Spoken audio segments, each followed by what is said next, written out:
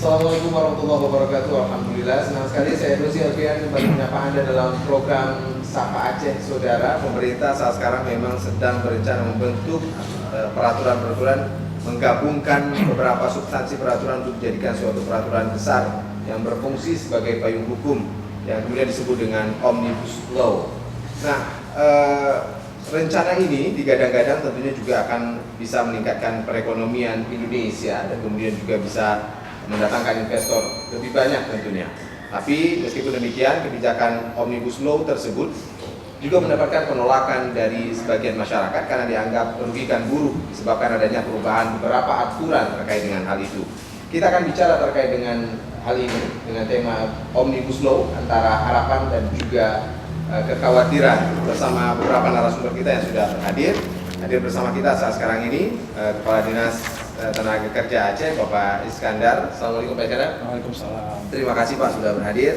Kemudian juga hadir Wakil Ketua Kadin Aceh Bidang Pertanian dan Perkebunan, Bapak Insinyur Mawardi. Assalamualaikum Pak Mawardi. Waalaikumsalam. Baik, alhamdulillah juga berkesempatan di hari ini bersama Ketua Aliansi Buruh Aceh, Bapak Saiful Umar. Assalamualaikum Pak Saiful. Waalaikumsalam warahmatullahi wabarakatuh. Dan tentunya juga guru saya, Bapak Dr. Amri, pengamat ekonomi Aceh. Assalamualaikum Pak Amri. Waalaikumsalam. Terima kasih Pak Prof sudah berhadir di tempat yang berbahagia ini. Kita akan bicara terkait dengan Omnibus Law, rencana pemerintah yang digadang-gadang juga akan bisa memperbaiki ekonomi Indonesia. Sebenarnya rencana ini seperti apa sih Pak Kadis? Mungkin bisa menjelaskan yang mewakili pemerintah. Silakan Pak.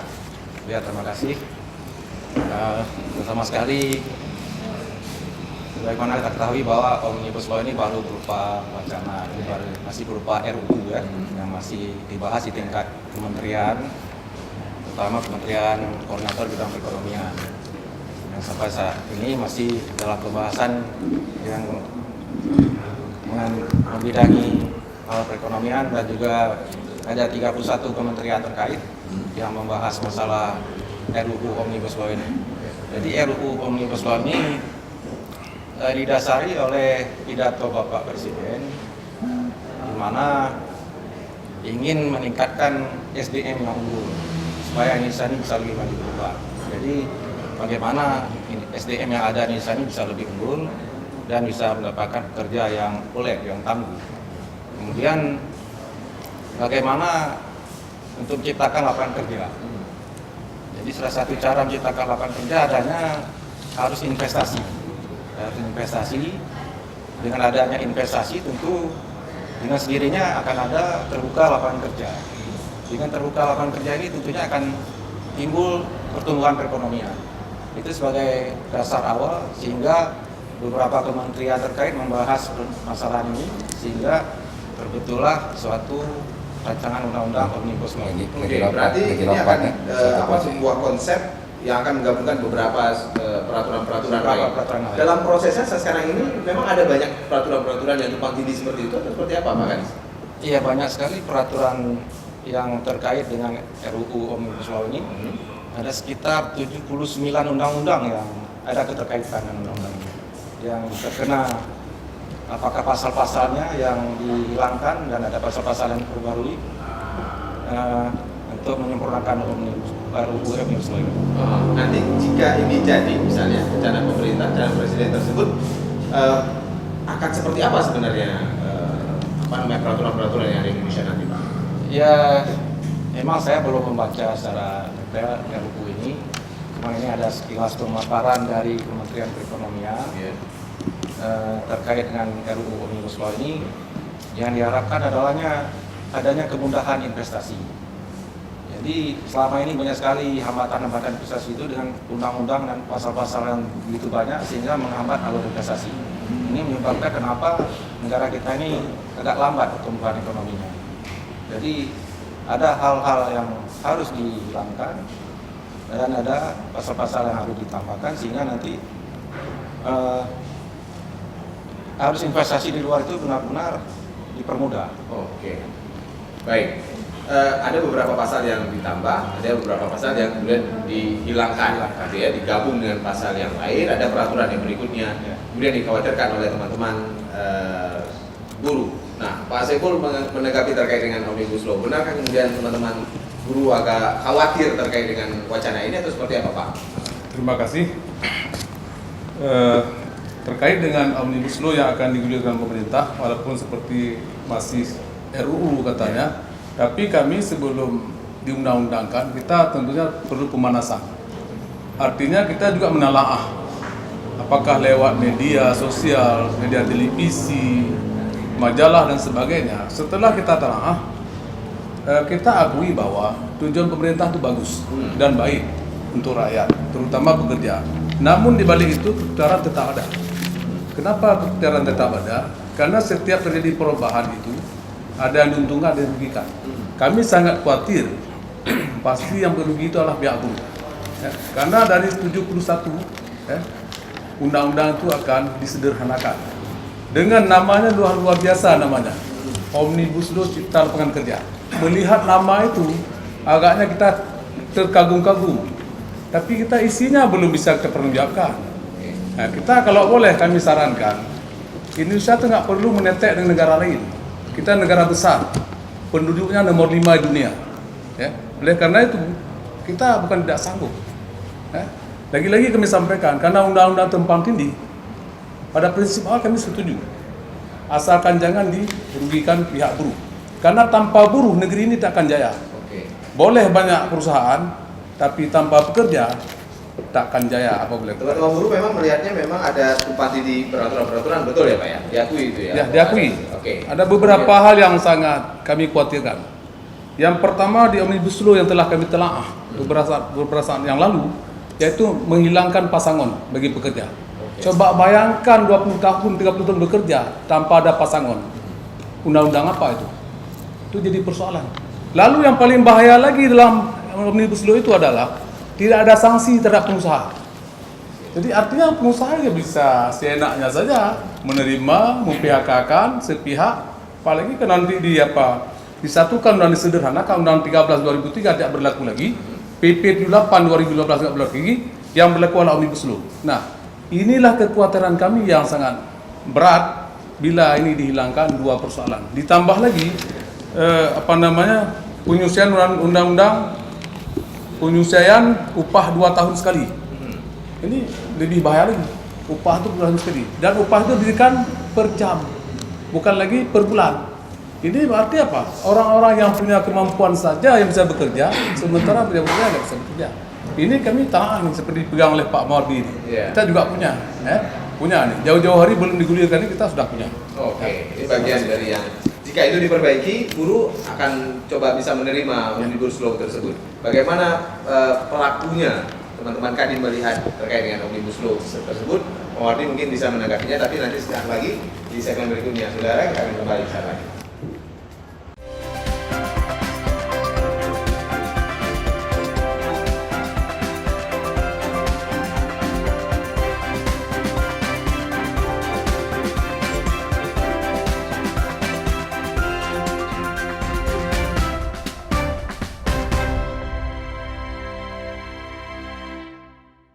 Rangkaian informasi terhangat mengiringi awal pagi Anda.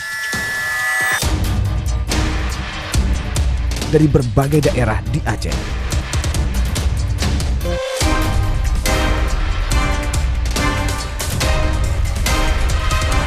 Kompas Aceh hadir setiap Senin hingga Jumat pukul 6.30 waktu Indonesia Barat. Hanya di Kompas TV, independen, terpercaya.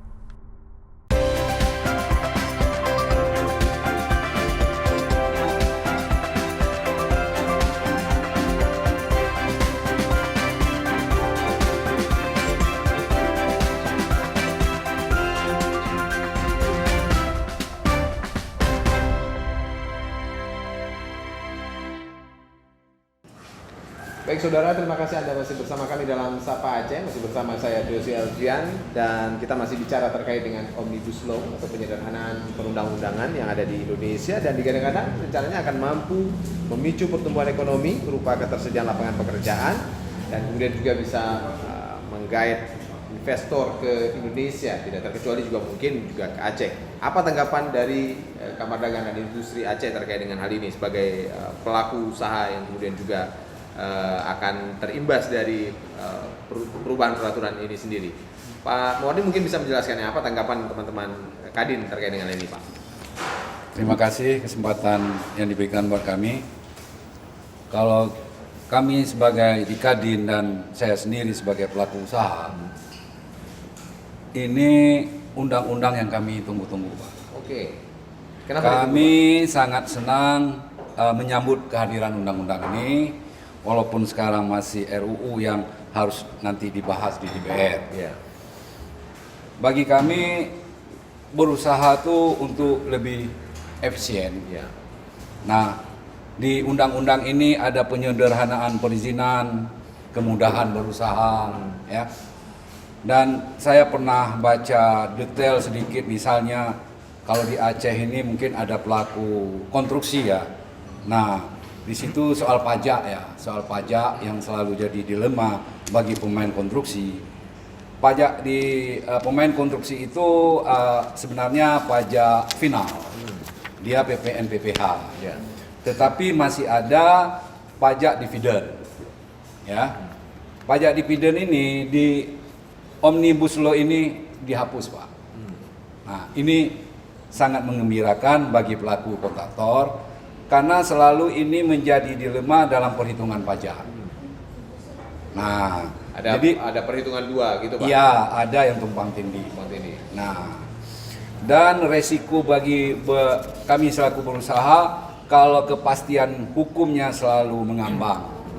Nah, dengan ada undang-undang yang dibilang sapu jagat ini memberi keluasaan bagi kami perusahaan, pengusaha dalam bersaing, ya, baik di tingkat daerah, nasional dan internasional. Semisalnya kita lihat investor yang mau masuk ke Indonesia atau Aceh, yang keluar dari Cina, itu larinya ke Vietnam, bukan ke Indonesia. Tentunya dunia usaha ini mencari yang efisien dan efektif. Dengan undang-undang ini nanti datang dan disahkan, mudah-mudahan ini menjadi pemicu tumbuh suburnya dunia usaha di Indonesia dan di Aceh. Selama ini seperti apa sebenarnya, Pak Muwardi? Nah, Itu sulit sekali berinvestasi. Sulit, berbelit-belit, nah tidak adanya kepastian, terus banyak yang tumpang tindih. Ya, sedikit saja terkait dengan kekhawatiran teman-teman buruh tadi, Bapak menanggapinya seperti apa? Nah, ini mungkin nanti perlu pembahasan. Oke. Benar seperti Bapak bilang, ini dunia usaha sangat tergantung dengan buruh. Ya. Juga buruh tergantung dengan dunia usaha. Oke. Ini kan tinggal duduk, Pak. Ya. Nah, mungkin yang mana tumpang tindih yang dimaksud, ini akan duduk bersama. Dan harapan kami sebagai Kadin dan pengusaha, undang-undang ini harus lolos dan disahkan oleh DPR. Dengan pembahasan-pembahasan tadi. Dengan pembahasan-pembahasan Oke, tadi. baik. Saya langsung ke Pak Amri ini terkait dengan pemantauan Pak Amri sebagai akademisi melihat gaduhnya dalam tanda kutip nih pembahasan tentang Omnibus Law ini sendiri. Akademisi melihatnya seperti apa? Benarkah kemudian banyak harapan dari penyederhanaan undang-undang ini sendiri? Benar kemudian bisa memicu meningkatnya perekonomian dan juga menggait investor ke Aceh dan juga ke Indonesia secara umum, Pak? Pasti, karena sebenarnya tidak perlu dikhawatirkan dengan Omnibus Law. Oke. Omnibus Law ini maknanya adalah penyederhanaan undang-undang. Dari 42.000 undang-undang mungkin disederhanakan jadi setengah. Karena Indonesia ini kan amat sangat luas, 34 provinsi, 514 kabupaten. Jadi dengan disederhanakan undang-undang ini maka investasi akan masuk ke Indonesia. Karena prinsip para investor itu adalah mudah dia, kepastian hukum, regulasi yang tidak berbelit-belit. Dengan penyederhanaan undang-undang ini saya yakin khusus untuk kita ini perekonomian akan tumbuh besar. Jadi mungkin target dulu Pak Jokowi 7%, kalau sekarang dapat 5,2 mungkin bisa sampai 6 lah. Kalau Aceh khusus untuk provinsi Aceh triwulan ketiga saya lihat masih 3,71%. Itu gambarannya, Pak? Benar sekali. Kenapa? Karena investor tidak datang. Tidak mungkin membangun sebuah negara, sebuah daerah itu tanpa investasi. Semua negara-negara dunia yang negara maju adalah banyak investornya. Kalau kita lihat Indonesia ini agak kurang investasinya. Apa penyebabnya? Penyebabnya adalah kalau menurut saya adalah tumpang tindihnya regulasi. Karena ini Omnibus Law inilah bersifat positif. Untuk penyederhanaan regulasi-regulasi sehingga mudah berusaha. Lewat kegiatan berusaha lah tumbuh perekonomian. Kalau nggak ada usaha ya nggak ada tumbuh perekonomian. sehingga rakyat bisa sejahtera. Seperti kita ketahui bahwa Indonesia sekarang masih negara sedang berkembang atau dengan kata lain income middle trade. Untuk menuju negara maju maka perlu penyederhanaan. Kalau enggak akan keluar dari income middle trade. Sebagai negara yang sedang berkembang itu perlu penyederhanaan seperti itu. Persis. Oke. Negara-negara maju kan investasinya banyak, investornya banyak. Kita kan agak kurang itu. Untuk maju ke sana, kan negara-negara ini dibagi 3. Yang pertama negara yang tidak berkembang, underdeveloped countries. Yang kedua adalah negara sedang berkembang, developing countries. Dan Kita masuk di sana. Dan kita yang ketiga adalah negara maju. Oh. Ya, kita masih berada di tengah-tengah ini. Tengah-tengah. Jadi untuk maju dari dari negara sedang berkembang menjadi negara maju, inilah perlu omnibus law, penyederhanaan regulasi dan birokrasi untuk memudahkan para investor masuk ke negara kita. Kalau dalam konteks Aceh adalah mudah investor masuk ke sini. Pak Amri melihat tidak Pak ada kekhawatiran-kekhawatiran itu, mungkin tidak akan ada kekhawatiran seperti yang dikhawatirkan Pak Saiful tadi, bahwa kemudian ada buruh yang kemudian hilang seperti itu dan harus ada pembahasan-pembahasan berikutnya. Secara umum saya melihat nggak ada, tapi secara khusus ini perlu didiskusikan sehingga buruh juga nggak boleh dirugikan. Secara umum kan bisa menciptakan lapangan kerja omnibus law dengan datang investasi investor ke sebuah daerah, ke Indonesia, ke Aceh, itu kan bisa menciptakan lapangan kerja yang sangat banyak. Dengan menciptakan lapangan kerja yang banyak itu akan mengurangi pengangguran. Kalau sudah mengurangi pengangguran, otomatis mengurangi tingkat kemiskinan. Inilah yang kita sebut dengan kesejahteraan rakyat Indonesia, khususnya Aceh. Oke, baik. Secara umum juga bisa meningkatkan perekonomian, itu rencananya gitu. Pasti, itu dipastikan. Kalau sebuah daerah tanpa investor, itu daerah tersebut nak maju. Kalau daerah itu banyak investor, pasti daerah tersebut maju. Saya boleh ambil contoh. Kalau kita ingin compare antara di daerah ini, antara Aceh dengan Medan. Kenapa Medan itu banyak? Medan kan banyak industri, banyak investasi di sana. Aceh kurang, Aceh nggak maju. Kalau tidak maju, otomatis tingkat kemiskinan nomor 1 Sumatera, tingkat pengangguran nomor 2 Sumatera, dan pertumbuhan ekonomi kita nomor 3 Sumatera. Apa penyebabnya? Penyebabnya adalah karena investasi kurang masuk ke Aceh. Nah, dengan ada omnibus law kita berharap bahwa investor banyak masuk ke Indonesia, khususnya ke Aceh. Apalagi sekarang ada angan-angan bahwa Uni Emirat Arab juga akan menginvestasi 40 triliun uang ke Aceh. Saya pikir ini berdampak besar. Karena prinsip investor itu adalah makhluk rasional. Investor itu orang kaya. Orang kaya itu kalau sulit nggak mau dia. Dan nggak mau rugi ya Pak? Nggak mau rugi. Jadi visibility-nya jelas, DID-nya jelas, keuntungan. Karena para investor dia ujungnya profit ya. Nah, karena itu harus ada pembahasan dengan buruh dirugikan, pengusaha diuntungkan. Jadi harus bersama. Nah ini penting ini. Inilah saya pikir diskusi-diskusi ini menjadi penting untuk memuluskan omnibus law. Saya sebagai akademisi sangat mendukung omnibus law ini. Oke, baik. Pak Saiful sedikit saja Pak sebelum kita break nih. Seyogianya memang pastinya buruh itu menerima omnibus law ini atau kemudian perlu diskusi-diskusi lagi atau seperti apa sebenarnya sikap buruh sendiri? Kalau memang 3 hal itu termaktub dalam omnibus law, kami siap menerimanya. 6 hal yang kami tidak bisa menerima, kapanpun ini kita tetap menolak, walaupun digolkan. Oke. Kita akan demo saudara. Yang pertama menghilangkan upah minimum. Oke. Selama ini kita sudah 74 tahun Indonesia merdeka. Semua buruh pekerja di seluruh Indonesia adalah menerima upah minimum. Kalau ini digolkan, upah minimum akan dihilangkan. Ini yang kami nggak bisa menerima. Karena akan terjadi upah per jam dan upah per hari. Ini menurut tangan kami. Nah, lalu yang kedua, menghilangkan pasangan. Coba bayangkan, kita udah bekerja puluhan tahun, pasangan dihilangkan akibat lahirnya undang-undang omnibus law ini. Kemudian yang ketiga, merugikan nilai pasangan, kemudian juga mengundang tenaga kerja asing.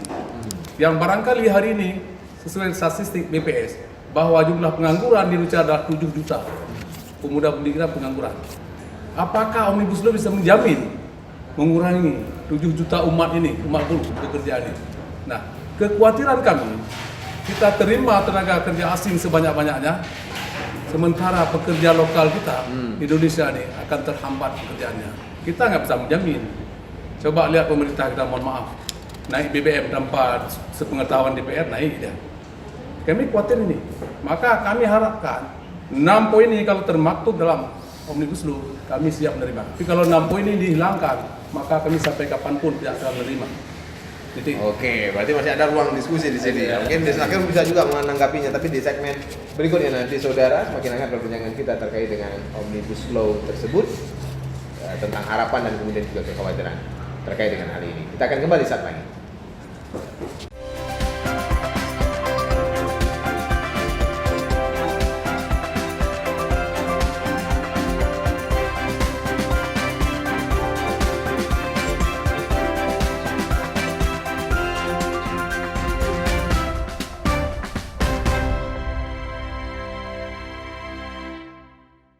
Rangkaian informasi terhangat mengiringi awal pagi Anda.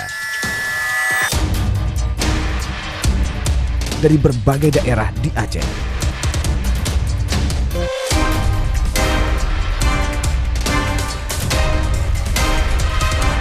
Kompas Aceh hadir setiap Senin hingga Jumat pukul 6.30 waktu Indonesia Barat.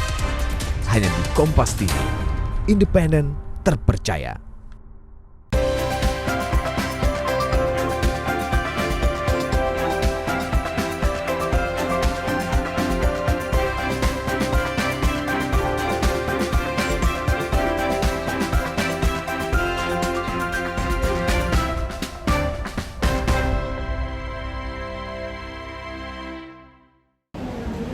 Baik saudara, kita masih bicara terkait dengan penyederhanaan undang-undangan yang kemudian juga digadang-gadang bisa meningkatkan pertumbuhan ekonomi di Aceh, tapi tidak bisa dipungkiri memang masih ada penolakan terkait dengan rencana kebijakan ini sendiri. Kalau dilihat di dunia usaha, Pak Amri lihatnya katanya mikro kecil juga akan bisa meningkat. Ini Bapak melihatnya dari peraturan undang-undangan yang disederhanakan ini mungkin tidak itu bisa dilakukan, Pak? Pasti. Karena gini dia, sistem ekonomi ada ekonomi besar, Ya. usaha besar, menengah dan usaha kecil. Kalau ini yang besar ada pasti ada cenderung efek. Artinya usaha-usaha kecil juga akan hidup. Oke. Yang dimaksud dengan kemiskinan sebenarnya menurut saya adalah orang yang tidak punya uang. Kenapa tidak punya uang? Karena nggak ada kegiatan ekonomi dan bisnis. Ya. Karena setiap orang memperoleh uang itu kan lewat kegiatan ekonomi dan bisnis.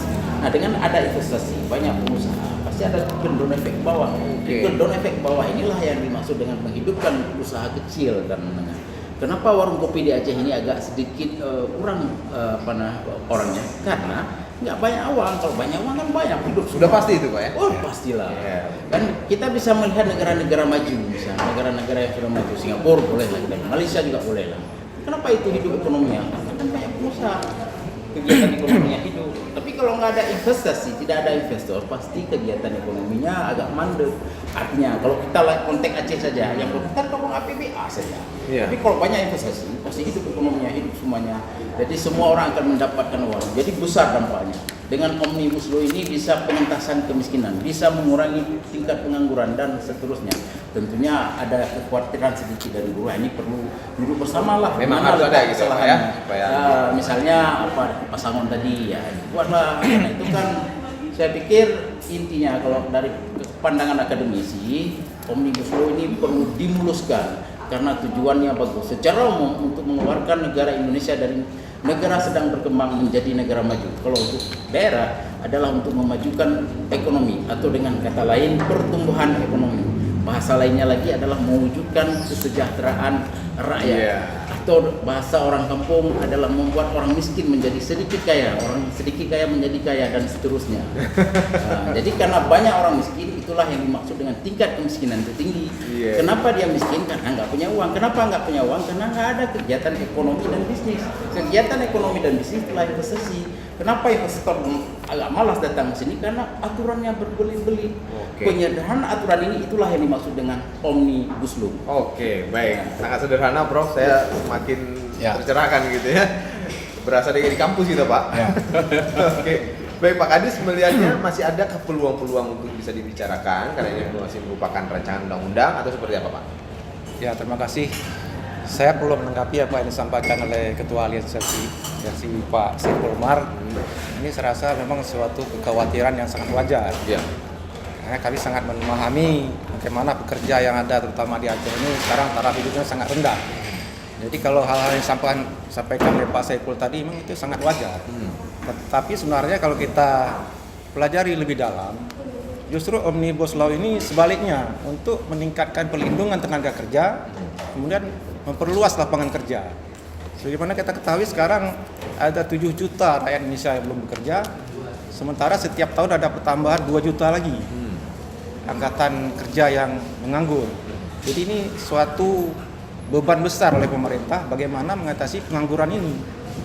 Nah, justru di sini adanya pelindungan tenaga kerja, yaitu kalau ada PHK itu adanya suatu jaminan kehilangan pekerjaan atau JKP.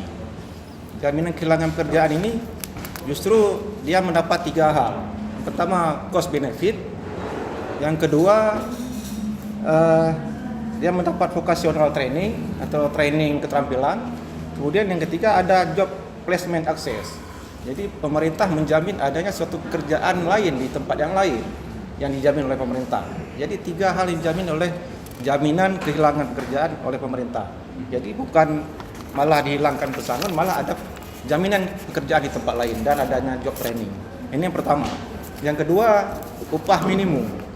Upah minimum itu tidak dihilangkan.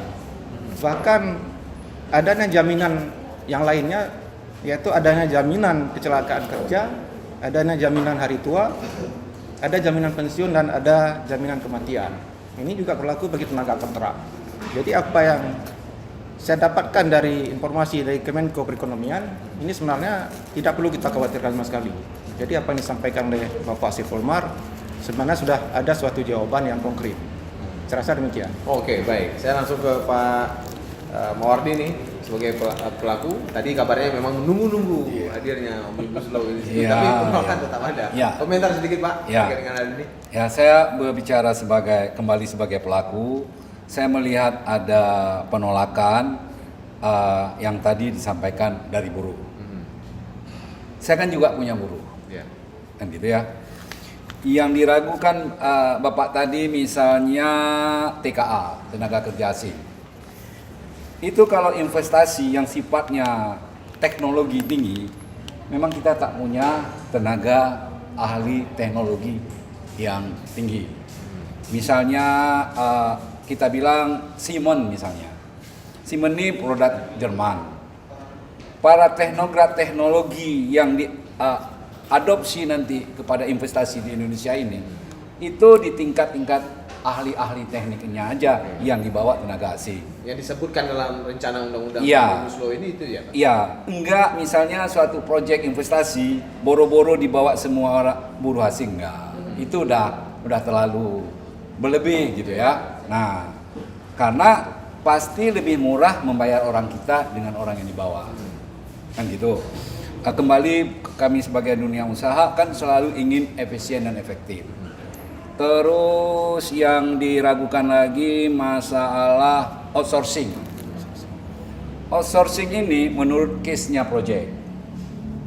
Nah, misalnya membangun jalan, jembatan untuk sebuah kawasan, selesai pembangunan sipil itu outsourcing pun selesai. Karena memang pekerjaannya selesai. Jadi outsourcing ini tergantung bentuk pekerjaan, Pak. Nah, jadi 2 hal yang dikhawatirkan dari 6, saya rasa kalau 2 ini udah otomatis. Tinggal kita penjelasan TKA yang dimaksud memang orang-orang yang punya teknologi tinggi. Nah, insinyur-insinyur asing itu selesai yang tinggi mereka akan pulang. Jadi di situ sangat menguntungkan bagi kita ada alih teknologi. Transport knowledge itu yang mahal. Nah, kita bukan hanya sekolah di Unsia aja, tapi kalau tanpa praktek nggak bisa, Pak. Tapi memang pengusaha sangat mendukung pekerja lokal ya Pak ya? Dua-duanya. Iya, dua-dua. Misalnya dikirim mesin dari Siemens, kita nggak bisa mengoperasikan, sama aja Pak. Kalau ada yang lokal lebih bagus. Dilatih. Orang asing itu melatih orang lokal, Pak. Itu dia transfer knowledge jadi Pak. Iya. Itu jadi saya rasa teman-teman di buruh ini perlu duduk lagi, mungkin ada beberapa hal yang perlu didiskusikan, Pak. Nah, karena ini kepentingan yang lebih luas. Kalau kita berbicara Aceh, contoh yang disampaikan oleh Pak Dokter. Zaman saya kuliah 20 tahun yang lalu, 25 tahun yang lalu, saya waktu kuliah itu memimpikan kerja di Luk Semawe, Pak. Di sana petrodolar, di sana kawasan industri. Di sana banyak pabrik-pabrik besar, industri besar sekelas Exxon, ya. Nah, di sana banyak UKM, Pak. Banyak UKM akibat hadirnya investasi besar. Nah, jadi sangat terkait antara investasi besar dengan UKM. Kalau contoh misalnya di Kerawang di Jawa, Astra itu paling banyak UKM-nya. Itu yang diharapkan tadi Pak ya, Iya, industrinya tumbuh, kemudian UKM-UKM juga makin tumbuh. Ya, Pak, ya. malah membawa suatu mukjizat bagi kaum buruh. Ini di sini akan terlatih buruh kita, Pak. Oke. Buruh kita akan terlatih. Baik, Terima saya kasih. ambil Terima statement kasih. terakhir nih Pak Saiful Mar, mungkin bisa menyampaikan komitmen juga masukan kepada pemerintah. Silakan Pak, apa yang ingin disampaikan? Terima kasih kembali atas penjelasan Pak Dr. Amri, Pak Mawardi, dan Pak Iskandar. Kami tetap berpatokan pada 6 yang Ya. dilakukan oleh Ya. buruh se-Indonesia. Ya. Tentunya kami secara garis komando apabila tidak dilibatkan dalam membuat undang-undang ini, kami tipis harapan dan memang tidak terima sama sekali. Itu satu. Yang kedua, berbicara TKA, kita dalam Undang-Undang 13 jelas, dalam Kanun Nomor 7 14 jelas, ya. Kita bisa terima mereka unskilled, tapi model-model lain kita nggak terima. Oh ya. Sekarang coba lihat Undang-Undang 13, ya. Outsourcing misalnya, berapa? Apa namanya, security, office boy, ya, dan sebagainya. Ternyata salah satu contoh di PT saya, kita menyaksikan langsung, kita sidak. Apa yang terjadi? Persoalan gaji. Ya. Orang kita sama-sama office boy dengan orang Cina. Mohon maaf. Orang kita menerima 2,5 juta per bulan, mereka terima 12 juta. Ini bukti. Nah, Hal-hal seperti ini yang hal ini yang kami khawatirkan. Lalu yang kedua, sesuai dengan Undang-Undang 13, 2003, PP 2814, itu kedua PP dan Undang-Undang itu ada sanksi pengusaha. Ini mohon Pak Mawardi. Ya, enggak, Pak. Ya. Andai kata pengusaha nggak ada sanksi, bagaimana nasib buruh ke depan? Apalagi outsourcing. Keinginan kami tuntut keadilan. Kalau pemerintah mau adil, bahwa sanksi harus ada pada pengusaha, sanksi harus ada pada pekerja. Itu baru pemerintah adil. Oke. Kita bisa terima. Andai kita berat sebelah, nah kita nggak mau pincang. Buruh nggak mau pincang. Baik. Nah, jadi kita nggak mau pincang. Terima kasih. Teman-teman buruh tetap kalau diajak diskusi pasti akan Siap. sangat siap gitu ya. Baik, terima kasih. Saya langsung ke Pak Kadis terlebih dahulu. Pak Kadis, apa yang ingin disampaikan terakhir Pak terkait dengan rencana pemerintah ini? Ya, mudah-mudahan rencana pemerintah terkait Omnibus Law ini betul-betul memperhatikan apa yang menjadi keinginan daripada para pekerja Indonesia. Jadi tidak ada pihak pekerja yang dirugikan, juga pihak pengusaha juga tidak dirugikan. Jadi ada win-win solution, sama-sama mendapatkan perlindungan dari pemerintah. Oke. Baik. Pak Mawardi silakan Pak. Terakhir. Segmen. Closing statement. Closing. Kalau saya tetap berharap undang-undang ini lolos, Ya. ya. Tapi harus duduk dengan buruh, ya, dan yang dimaksud komando paling tinggi SPSI atau semacam itu ya, untuk didengar pendapatnya. Karena ini terbuka sekali, dari 6 ini terbuka, seperti TKA tadi, outsourcing. Nah, Sangat terbuka ini di sini sangat gitu terbuka, ya. sangat terbuka, Demi penyempurnaan. dan bisa nyambung. Ya, insyaallah. Saya yakin bisa nyambung. Oke. Pak Mawardi. Mungkin ada beberapa pasal yang perlu didiskusikan, tapi secara umum kami akademisi mendukung penuh karena dengan ada Omnibus Law ini bisa menyederhanakan regulasi, bisa mendatangkan investasi, kemudian bisa memajukan perekonomian, atau secara umum disebut dengan bisa mewujudkan kesejahteraan rakyat Indonesia. Amin. Atau dengan kata lain, Indonesia akan keluar dari income middle trap menjadi negara maju.